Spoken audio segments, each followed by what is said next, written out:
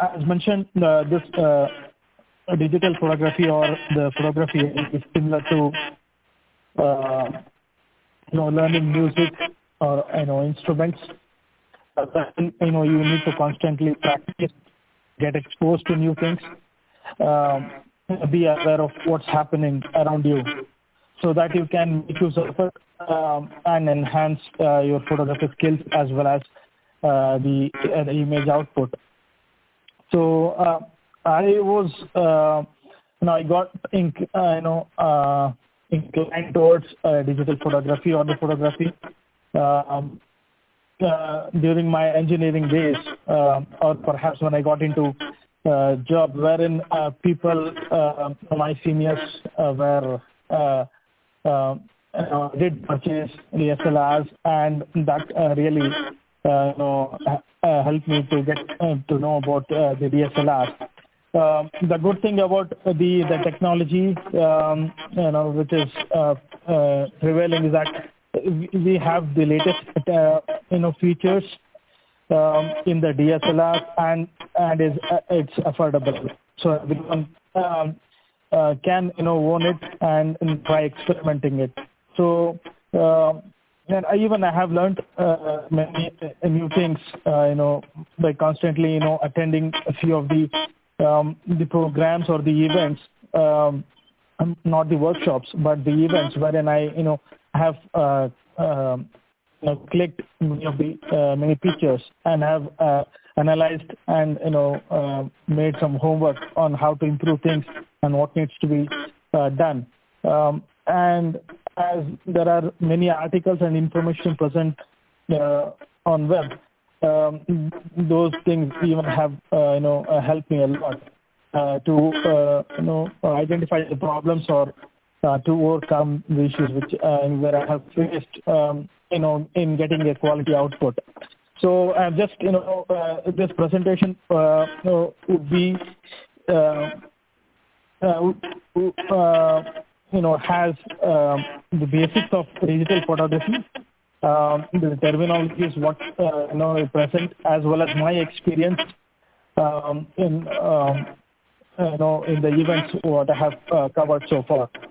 So the agenda of the today's session is we'll just go through history of camera and photography, the terminologies, what is exactly a DSLR, the ABC of photography, the camera body and lenses, and points to remember.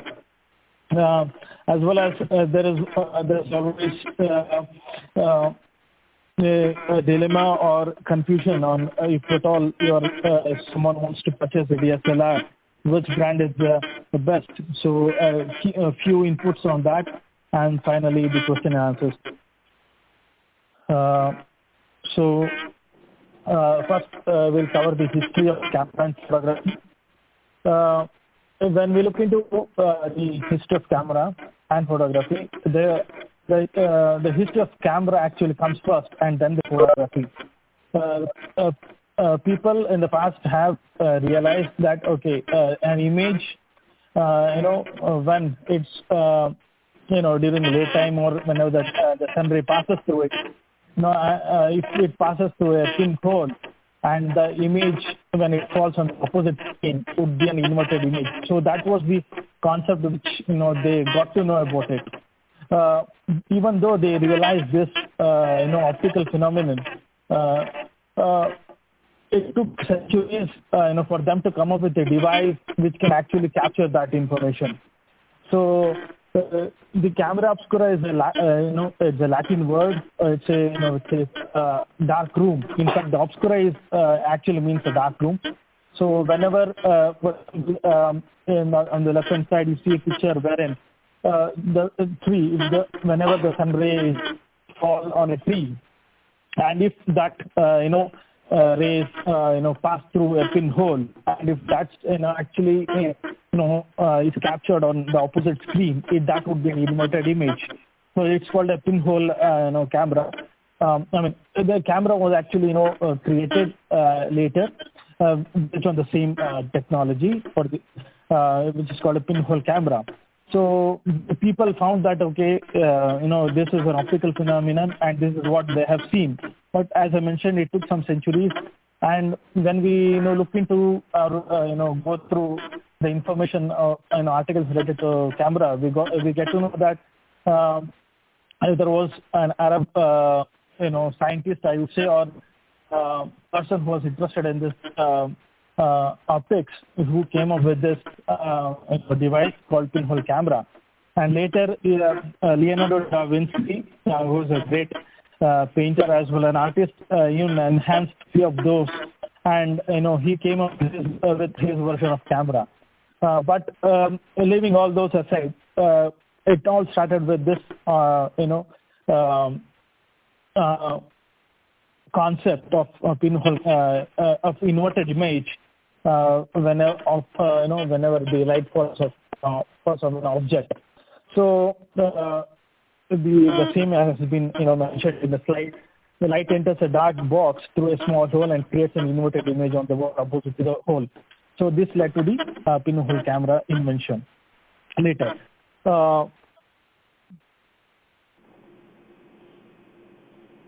Okay. And, as the centuries passed and, days passed, many people who were interested in optics came up with their own version of, camera by enhancing or upgrading the existing ones. So when we get to see the history, we see these many, different types of cameras, the plate camera, box camera, instant picture camera, single lens, twin lens, camcorders, which we have, seen where we can actually record, as well as the digital camera, panoramic camera. So we'll just go through, each one of those, in the later slides. But mainly, as the session says, it's the DSLR, or digital photography. And what we see is it's nothing but the DSLR. So we'll be concentrating on the single lens reflex camera as well as the digital camera, mainly.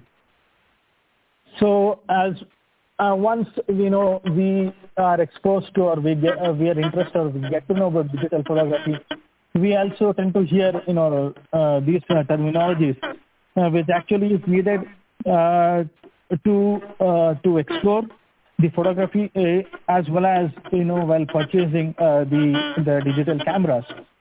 So a few of those terminologies are resolution, megapixels, zoom, the aperture, shutter speed, ISO, full frame, the lenses, the flash reflectors, filters. All these are the accessories which come along with which are needed for quality output. And the last one is the post processing.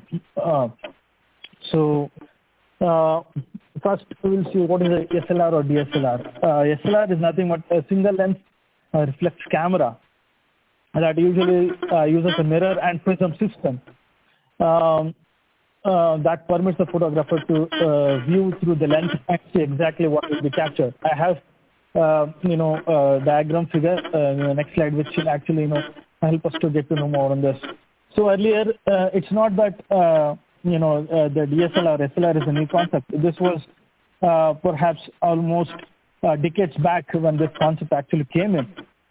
Earlier, as we know, we used to have a roll film, and the images were actually captured on the roll film, and which was developed in a later stage. But with respect to DSLR, we are having, the concept of DSLR and the prism, the mechanism of capturing the image is the same, but it only differs when it comes to saving or storing the image, wherein we have the image getting stored on a memory card digitally, and which can be the processing of that is a different way than what it used to be. Which is really a boon, I would say, for all the photographic enthusiasts as well as the professional photographers. As we have seen that there were difficulties, in getting to know the output of the image, or even just to perhaps rectify or overcome with the quality output earlier stages, because we used to get to know on the image only after it was developed. So, but when it comes to digital, since we have the option of analyzing the pics once it's taken, and if there are any rectifications, perhaps either moving the object or the subject away, or if the photographer has to move a step aside, all those can be done. Perhaps even the light settings can be done. When it comes to DSLR, because we have the provision of looking into the pics once it's captured. So here it's the same as I mentioned. Instead of as opposed to photographic film, we are actually saving the information on a memory card. Next comes what is image sensor. Image sensor. Image sensor is the most, I would say, the important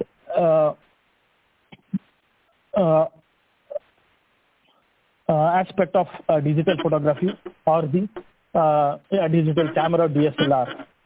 So image sensor, imaging sensor is a sensor that detects, conveys information to use to make an image. So this is where the light, actually the image of the subject or an object actually falls, and this is where it's being captured. So whenever we look into configurations or specifications when purchasing a DSLR, we get to see either the sensor would be of CCD or CMOS. I haven't actually mentioned too much of those, but you get to see that these are the two versions of image sensor which are currently prevailing in the photography world. So the DSLRs either would be made up of the CCD image sensor or the CMOS image sensor. So this is what I was actually referring to in the earlier slide. So this is the picture wherein perhaps the mechanism and how the image is captured. So you see, you can go through the different parts over here. The first one refers to camera lens. The second one represents the reflex mirror. The third one is the focal plane shutter. Fourth one is the image sensor, which was really mentioned in the previous slide. So as you see, the rays are converging, and it's pointing here. So this is the place where the image actually is being captured. So having a sensor of good quality as well as of bigger size is always good to have a quality output. There is one other slide which tells us about the full frame lenses or full frame camera bodies, wherein we actually get to know the importance of sensor. I will let you know in the slides to come. The fifth one is the focusing screen. Sixth one is the condenser lens. The seventh one is the pentaprism mirror, and eighth one is the viewfinder eyepiece. The viewfinder eyepiece is nothing but the place where actually you look into to get to know more on the object. So, for example, I'm not sure whether I can actually I'm visible. So this is called the viewfinder. So this is the lens. So if I remove this, this is called the one which you see, the rectangular glass, or you see that's called the sensor. The one which is deep inside, I'm not sure, sorry if I'm not visible. The one which is deep inside is nothing but the sensor. So, if you have DSLRs at home, perhaps you can explore. When you have this at a cross angle, you'll get to know the different type of whatever the parts which is mentioned as 5, 6, 7. You'll get to know, you'll get to see that, when you look into this one. So there is one other angle, I'm not sure whether you'd be able to see that, which is nothing but the reflection mirror. So, which is what actually, lets go the information to the eyepiece.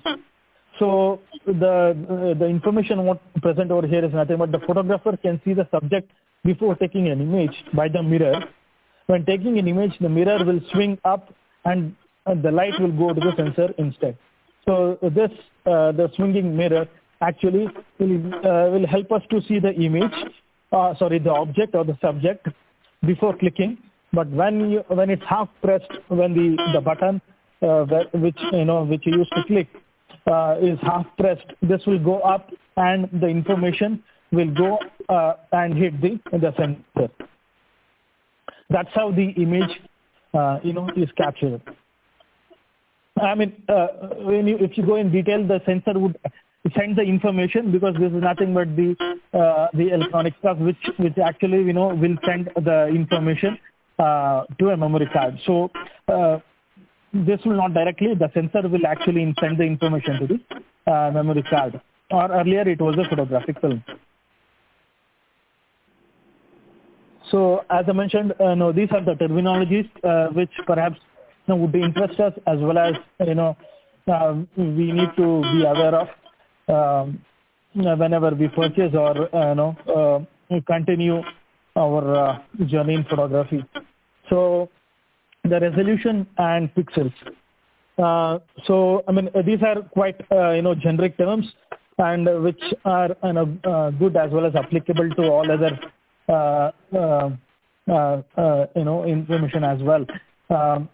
For example, the statement, or say the definition of image resolution, is nothing but the detail in an image holds. So and the resolution that can be actually can be defined or described as the resolution quantifies how close lines can be to each other and still be visibly resolved. For example, if I am not wrong, during my induction, in IBM, in the very first class, perhaps I was told there were different versions of IBM logo, and and it was finally identified that the horizontal lines with some particular color, I think it was blue, that was very attractive, as well as it was in a readable format compared to any other previous different logos.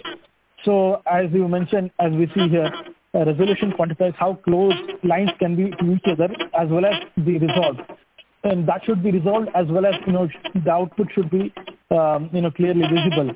And those resolution units can be tied to physical light sizes. For example, it can be lines per millimeter, lines per inches. So, but when it comes to photography and having resolution, it's always it's called PPI, pixels per inch. Okay, so that is one aspect when it comes to resolution. Then comes the next factor, nothing but the pixel. As we have seen, even with respect to computer or any other device, this is a common generic definition when it says a pixel or dots of pixel is a physical point, and each pixel is a sample of original image, and and collective of them of many each pixel. More samples typically provide more accurate representations of the original. This is even with respect to holds good even with respect to the LCD, LED monitors, the TVs. So, and when it comes to whenever we hear that the camera is of 24.1 megapixel, and even nowadays we get to hear that even the mobile phones, cell phones, have these many megapixels, which can give a clear image. So these are the things that needs to be taken into consideration. So in image that is 2048 pixels in width and 1536 pixels in height, there's nothing but I would say it's length, width and height, nothing but the area of rectangle similar to that. So it gives us 3145 these many pixels, so nothing but the 3.1 megapixels.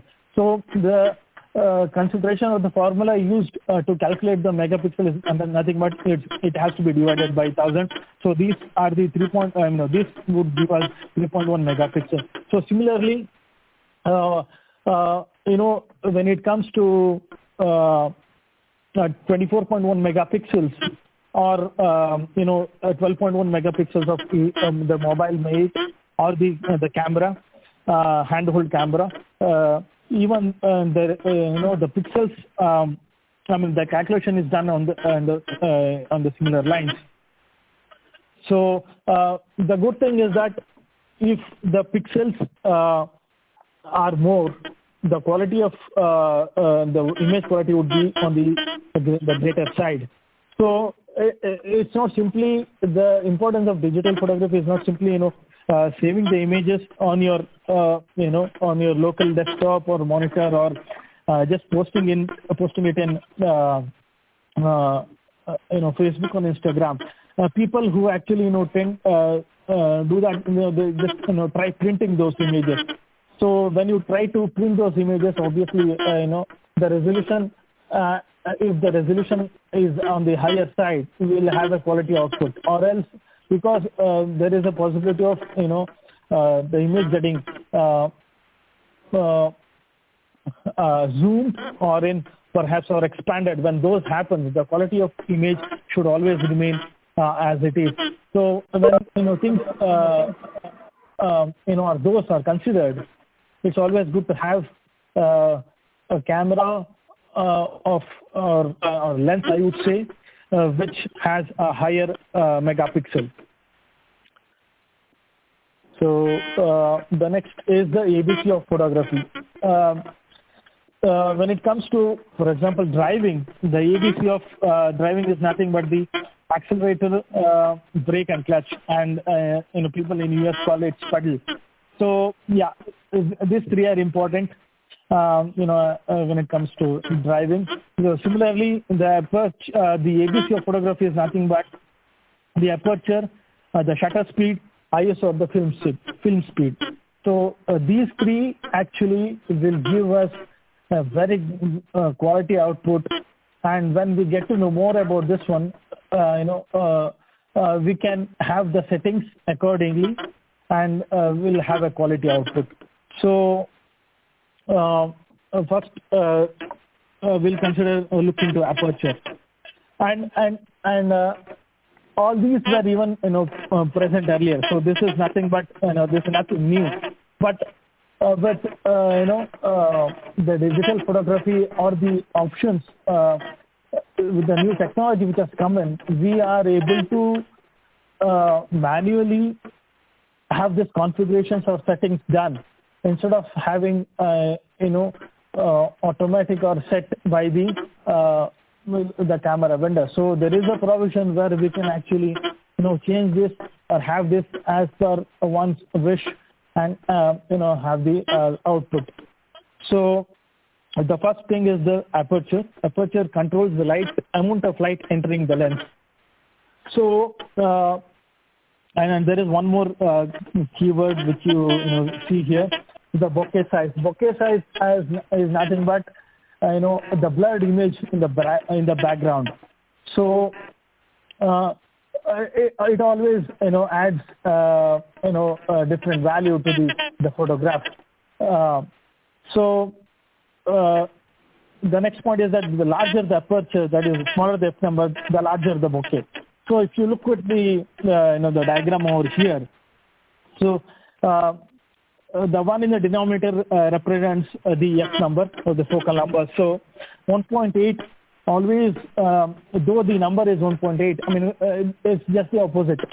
So 1.8 does represent the aperture being be open to the maximum.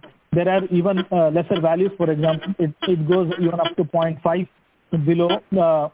But if you consider this example of 1.8, so with the setting of 1.8, there is the maximum provision of light entering the lens. Similarly, if you go to the other side of the scale, you'll see f/16, wherein the aperture is at the very minimum where the light can enter the lens. So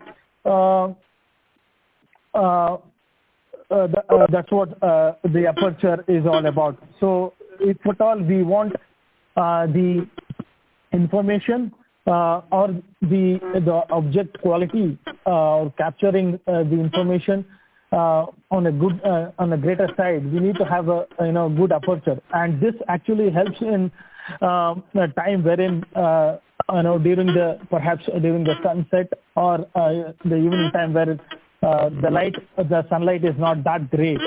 So we always go for a smaller f number, focal number, so that we can have a good amount of light entering the lens and still able to capture the image accordingly. And the vice versa is also true.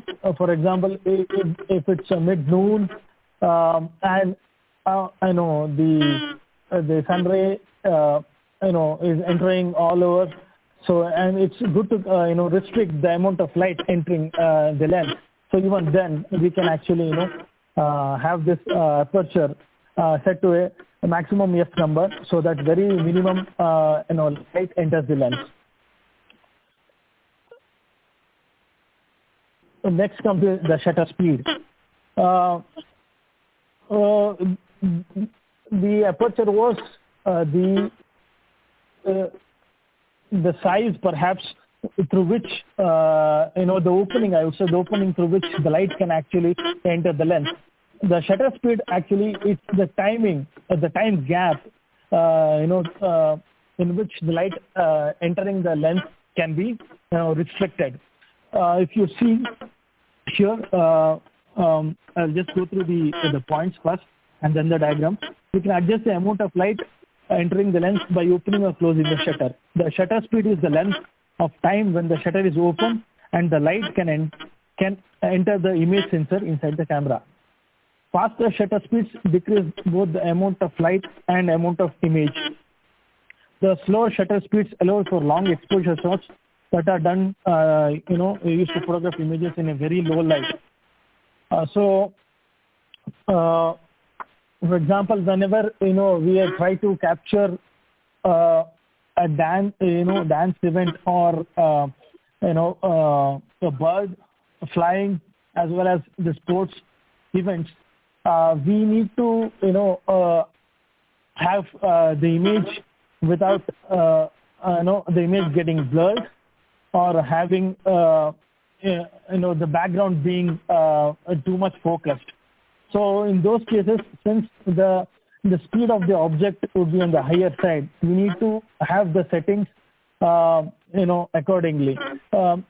For example, if there is if a person is sprinting and we need to capture that, for example, if Bolt is sprinting and we need to capture and we need to focus only on a Bolt, perhaps we may need to have the shutter speed on the higher side so as to have a proper image.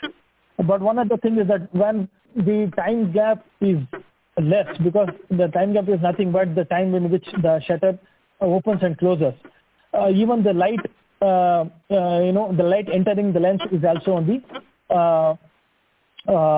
the lower side. So this can be compensated with another parameter called ISO, which I will be covering later.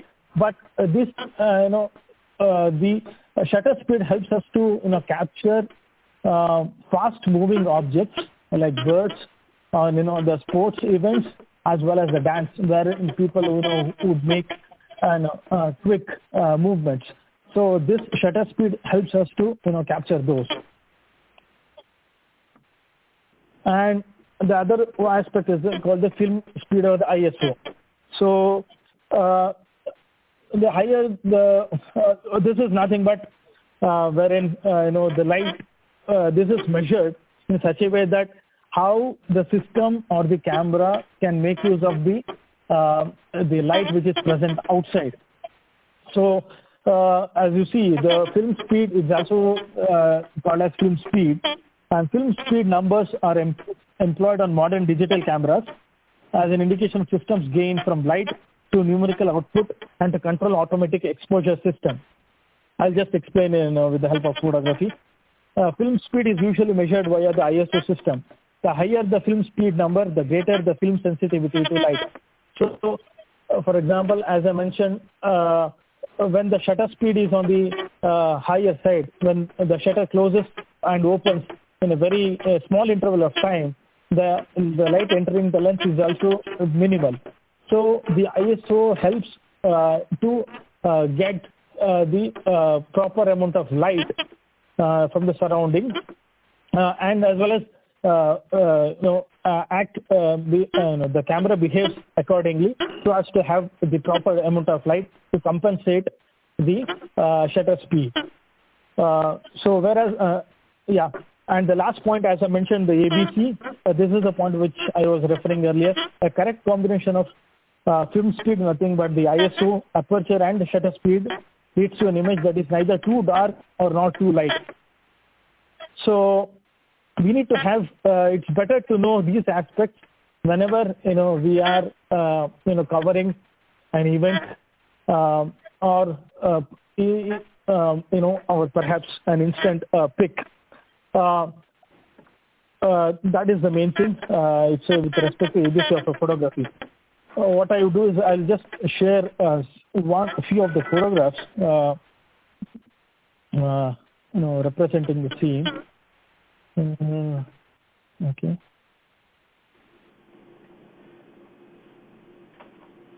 Okay. So this is with respect to high shutter speed. So this is the toy which I captured this in one of the perhaps fair actually, and this was going on. So since it was revolving, at a very higher speed, I need to have the shutter speed accordingly, so that I don't get a blur image, as well as get to know the capture the colors embedded in it. So this was the one. But if you see very closely, these are called grains, the dots over here. So with the higher ISO, we'll get to see higher grains. The higher grains means that it's not a perfect picture. It has to be very very smooth. But that's where the limitation of entry-level DSLRs are with the high-end DSLR as well as the lenses. So with the the DSLR I have, it's entry-level one, and the lens which I possess, I could capture this one, perhaps, which I regard as the best, considering the time and the light over there. It was completely dark. So when I mentioned here, the shutter speed actually is on the higher side. So the ISO needs to be on the higher side as well. So as to at least get this light and identify the object. So this is one aspect wherein the shutter speed actually comes into picture. And if you look at this, whereas I mentioning the aperture. So these are the bokeh images which you see around. So you see in the background the leaves over there. It's giving the bokeh image. Here the depth of the field aperture is on the higher side, so as to get the maximum light entering the lens. And this was shot during the sunset. Perhaps it was 5:36 evening here, and the sunset is 6:30. So it almost pretty dark. So I would say this is where the aperture comes into picture, which actually which tells you the bokeh effect in the background, as well as getting the proper amount of light entering the lens and still having the image. I would say, a better image, if not the best. So this is one thing. And when you say the PPI pixels resolution, so perhaps with the limitation what I'm saying, the lens as well as the camera I have, this is perhaps, if you look at this, I haven't actually zoomed to the very highest level, but still I would say this is not on the greater side. So the professional cameras on the higher end will always help us to get a better picture, and whenever we actually take a print out of it, which it will give a quality output even after zooming to a greater extent. So this is one aspect. So the other thing, I'll just go back to this slide. Okay. Next comes different lenses. We can, we see many different types of lenses based on the requirement, and I'll just run through because just 15 minutes left. So one is the first one is the wide-angle lens. The wide-angle lens, as the name itself says, suggests that it's best suited for landscape, and the typical dimension comes between 24 to 35 millimeters. Okay, and can capture more scenery area than the human eye. That's how the wide-angle lens helps us in getting a better picture of nature. And the next one is the kit lens. So as I mentioned, this is the kit lens. It's a basic lens which comes along with the camera here. So which is very handy. You can zoom up to 55 mm, as well as you can even capture objects which are even at a distance of very at a shorter distance from you. So that's why it's called kit lens, and it comes along with most of the cases it comes as a default lens along with the camera. Yeah, as I mentioned, that's suited for covering subjects close to medium distance. So, and the next is the telephoto super zoom. Can capture faraway objects, and typical wide angle telephoto super zoom lens has 55 to 250 mm. No, sorry, I think I missed it here. Okay, yeah, it should be super zoom lens 55 to 200 mm. Okay, and that's for capturing wildlife photography, because obviously we cannot go near the animals over there. So it's best suited for capturing wildlife photography, as well as the objects which are far away from us. Perhaps if we are on the other shore of the river, and if you find a bird on the other end of the river sitting on a tree, it's best suited for those. So let me find. Okay, sorry. Okay, so for example, all these the dance in the pictures which I have captured is using a 55 to 100 mm lens, wherein obviously the basic rule of covering a dance event is that you cannot use a flash. You cannot use a flash because that distracts the participant over there. So we need to be at a good distance, because we cannot even interrupt the audience. People would be sitting there, and they would they need to enjoy. So it's we would be in a place wherein it's at a good distance from the stage, as well as perfectly occupied, not even disturbing the audience. So this has to be captured by a zoom lens, where we can have the proper image. So this is one of the events here. The challenge over here is when it comes to this, you cannot really set or configure some settings earlier.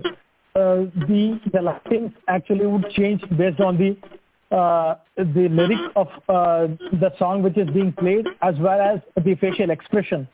So whenever if the lyric is actually in such a way that there is a dancer has to pose some the expression has to be furious or anger.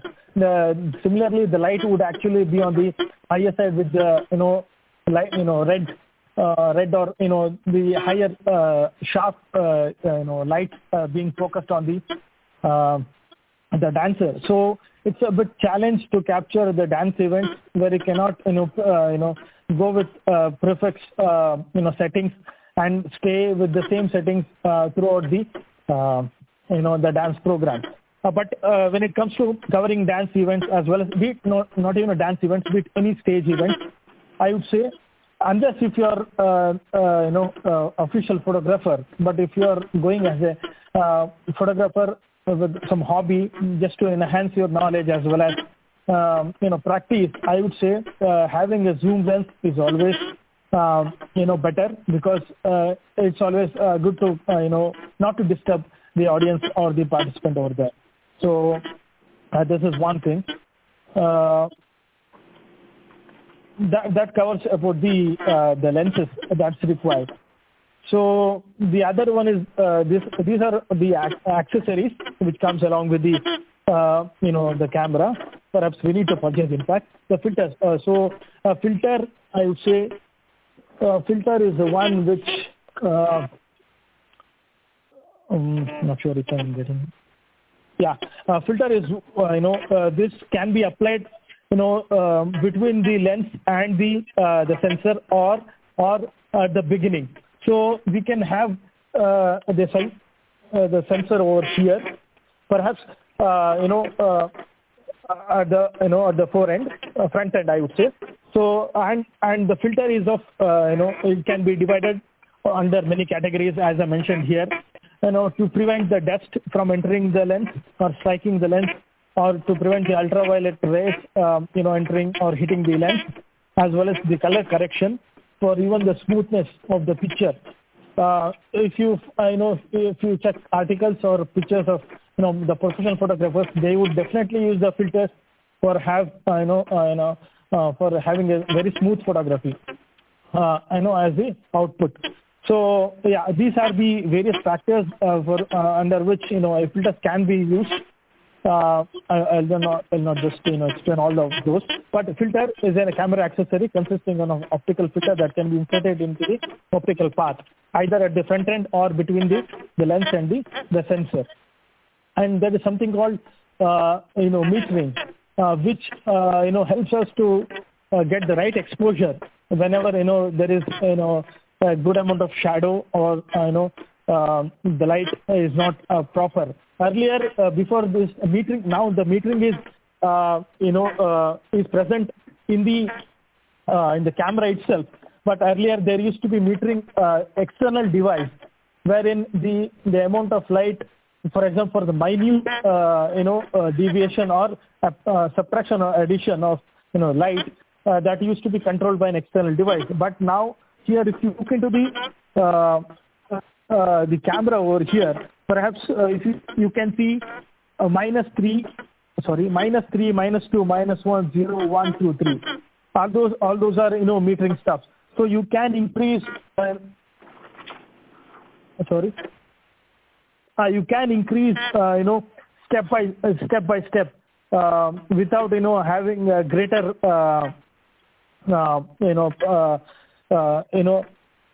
a greater jump, I would say, or both, be it on the positive side or the negative side. So this will help us. This is an added advantage compared to what we have with apart from the shutter speed, the aperture, as well as the ISO. Those definitely are the basics, are the important one. But the metering will help us to have the minute addition of subtraction of light entering the camera lens. And then there is something called full frame DSLR. When I mentioned earlier in one point, I was saying that it's always if you are not a professional photographer or official photographer of an event, it's always better to stay away, far away. But there is something called full frame SLR or DSLR, wherein there is a greater possibility of capturing the information compared to the normal SLRs what we have in the entry level or intermediate level, wherein the sensors are cropped, so we cannot have a complete picture. But whereas in full frame DSLR, the size of the sensor is 36 into 24.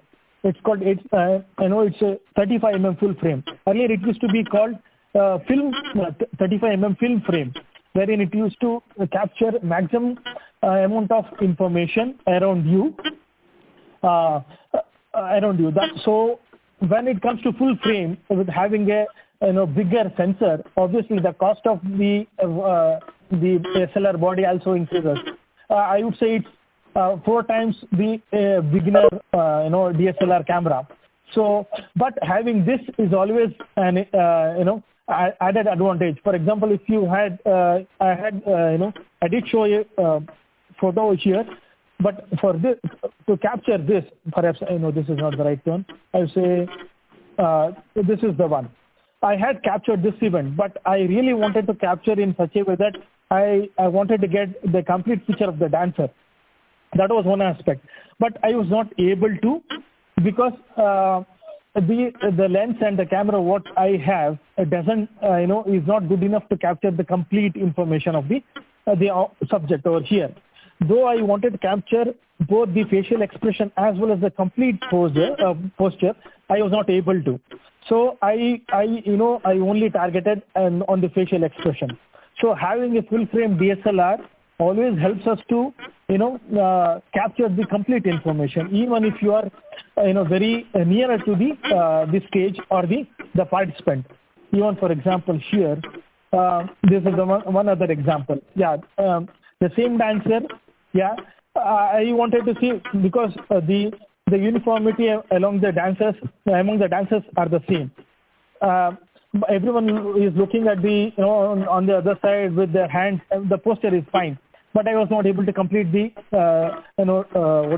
capture the complete information. If you also look at here, you can see some dark image. This is nothing but the speakers over here. So if I tend to move away a bit to get to the complete picture, I will also cover these the camera, the speaker over here, which doesn't actually add any value to the output. Though it's it was my hobby, this is fine with me. But whenever it comes to a professional photographer or official photographer, you cannot tend to have these obstacles in your pictures. It has to be a proper one when you give the quality output. So having a full frame DSLR is very good. I know, I mean, as I mentioned, it's on the higher side. It's very expensive, but one other aspect of photography is that you never stop at one thing. You tend to explore more. You tend to purchase the new DSLR bodies as well as lenses, because you identify what the importance of having a full frame or better lenses and better body. So one other aspect is the same holds good even here. I captured this event. Yeah, I mean, she's a friend of mine, but I having a full frame,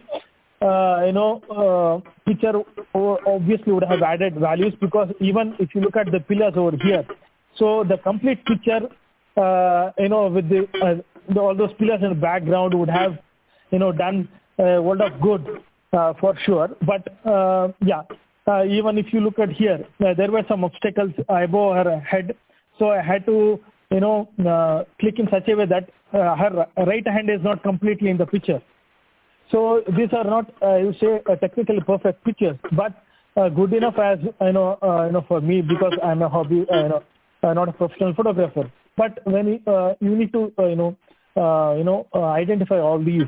So the reason I have kept all these pictures, is because I can analyze, when I look back, okay, perhaps even if I reach a greater stage, perhaps it's good to, look back and say, boss, no, you were not earlier. So it's always better to stay on ground. So that is one aspect. So the same holds good here. The main intention was to capture the facial expression, though this is fine, but the dancers, behind is not adding any value. Another kind over here, that's how you get to know the importance of full frame DSLR, which I was, referring to. And also the shutter speed. One other aspect was the shutter speed was in covering dance event. Everything happens in a matter of seconds. So here, so for example, if you consider here, she just lifted her leg, for perhaps 2 second or two, and she came back to the other posture. So you need to be quick enough, having right shutter speed and right ISO, will always help. And also another thing is that whenever you cover the good event, the event, the lighting has to be of greater help to you. If the person who is looking into the lighting aspect is a very professional one, will get a very good photograph with very minimal settings. Wherein here I had to actually set the ISO level on the higher side, because in the previous posture, the lighting was on the lower side. So suddenly, because of this posture, the light on the left-hand side was actually lit. That's why you see a brighter focus on our face. So because that was instantly thrown. So when it comes to all these, there is something called post-processing. So all these can be perhaps processed or made perfect with the help of the Photoshop or the Lightroom. But with respect to me, I don't use Lightroom and Photoshop as of now, because I don't feel that when you have invested such a good amount on DSLRs, and you go for a Photoshop, there's no point. You can even use Photoshop and get a better image by clicking the image using a mobile phone as well. But that depends. That actually differs. That's my opinion. But to be very frank, if you want to have 100% perfect image, Photoshop or the Lightroom, the post processing of the image actually helps. One such other thing is that, for example, this image, wherein she has actually jumped. She is not that tall, the dancer, but she has jumped, from the floor. You can see perhaps 4 to 5 feet. So even here, the shutter speed was on the higher side, so that I did not get any blur image. Everything is on the, perhaps I would say, the right one. So even if I zoom, so it's not that blur, everything is fine. And with respect to the lens and the camera, with what I possess, so this is fine as well. The same holds good here, wherein this pose actually will not be there for another, not for more than 1 or 2 seconds. So you need to have proper shutter speed. This as well as the bokeh effect is again the sunset time, evening time with the proper light. And one of the basic rule of a photography is you need to face the sun. I mean, I know everyone would knows that. It's always better to face the sun. And morning 6 to 8 and evening 4 to 6 is the best time to capture good quality images with least amount of settings done in the camera. There was one other image which I failed to get in. Okay, that was one other thing. We're running out of time. So you can see here the full frame here. So if someone is really interested to purchase a DSLR, you can look into this Canon EOS 60 Mark and Nikon Nikon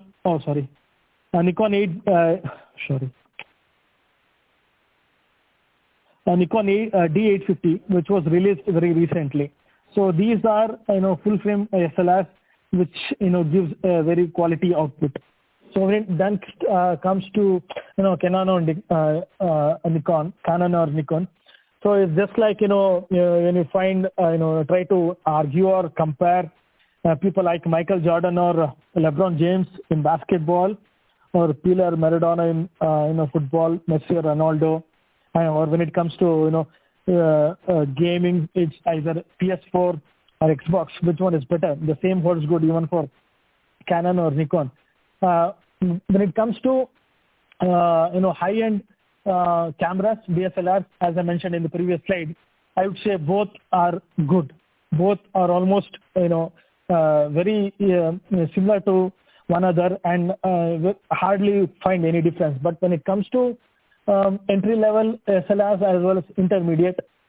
I would say with my experience as well as people around me, opinion of them, it says that for indoor photography, Nikon is best suited, and for outdoor photography, it's Canon. Again, it may differ, but I have heard people, 90% of the people saying that for the outdoor photography, it's a Canon, and for indoor photography, it's the Nikon. So this is only for the entry-level SLRs and the intermediate. But when it goes to high-end, both are same.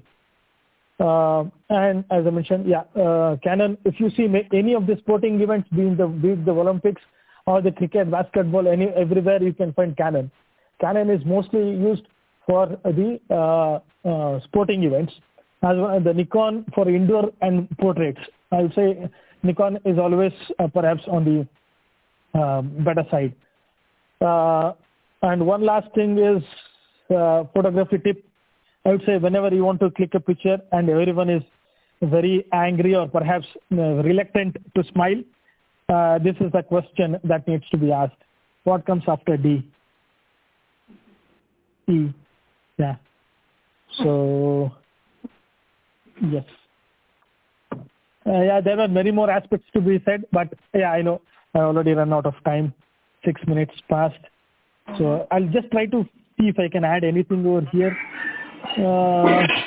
One other thing is that at times, one image will not really help us, to have a better feeling. So this is one such aspect wherein I try to, have a collage of the same person. These are 3 different photographs, 3 different clicks, but merged. Perhaps this gives a total different feeling than just simply having one image altogether. So I would say is always not only during the photography, but even as I mentioned, the processing as well as editing the photography, what best can you actually have it so as to have a quality output. So I feel this having 3 different photographs wouldn't actually made some sense, but having 3 in one has made some difference. And the same holds good even here. This is the evening photography. This is 0 modifications or changes that was done. In fact, most of the clicks I don't do post processing. This is the same. She was looking into the sun. Again, this was evening time. This was one photograph, and this guy is a supermodel in India, and he had come to one of those events promoting a marathon event in IBM, India. So technically, this is not a perfect one, but still I feel this is a good shot capturing, perhaps model of that popularity. Technically speaking, if you look here, this is where the processing comes actually into picture, because the eyes over here, actually the dark patches here is not the right one. You always need to have the face always lit properly. Since you are standing right below the light, this is what happens even if you capture a photograph at 12 noon in the evening, because the sun would be right above you, and your face would not be properly exposed to sun. So that's where something called reflectors actually come into picture. Reflectors can be anything. It can be even white thermocol. You just have to face that thermocol facing the sun, as well as in such a way that the rays actually hits the thermocol, sun rays, and it actually falls on your face. So that's how you just reflect the sunlight since you're not directly exposed. So there are few accessories which can actually help you get better clicks even at odd times. But you need to carry all those. That's one other aspect. But if you're a pro, you need to tend to do that. And you also need to find occasions. For example, this was a simple click. I found the background was good, and she was having a cup of coffee. Yeah, that's fine. And she was asking, okay, Vijay, can we have one cup of one click? I told, okay, that's fine. The saree, the dress, what she was wearing was a colorful one with the background, and the and since she was enthusiastic. One other important thing is that the person who actually facing the camera or who needs a photograph needs to be a bit patient, as well as always be smiling. That's one other thing which always adds quality to the image. And this is one image wherein the proper lighting, the settings actually make a difference. This was shot perhaps in the late night, perhaps 8 or 9 p.m., wherein there's a fair which actually happens at our place, and they actually boil it.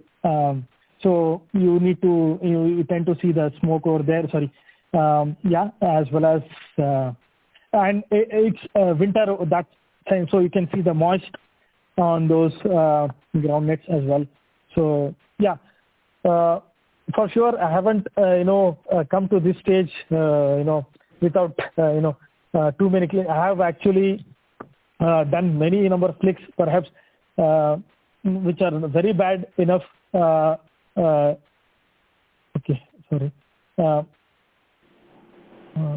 Just a minute. One last picture, perhaps, if this comes up or not. I'm not sure. Okay, it's not coming up.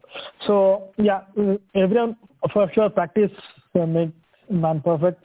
So I have tried many things, and perhaps got to this level. But there are many other good photographers as well as good things that needs to be learned. So which is what I'm learning daily. And perhaps one last photography. This is the one. I would not spend anything more. This is I would say ISO with higher ISO. This was again shot. I just wanted to experiment. This was actually shot. Here.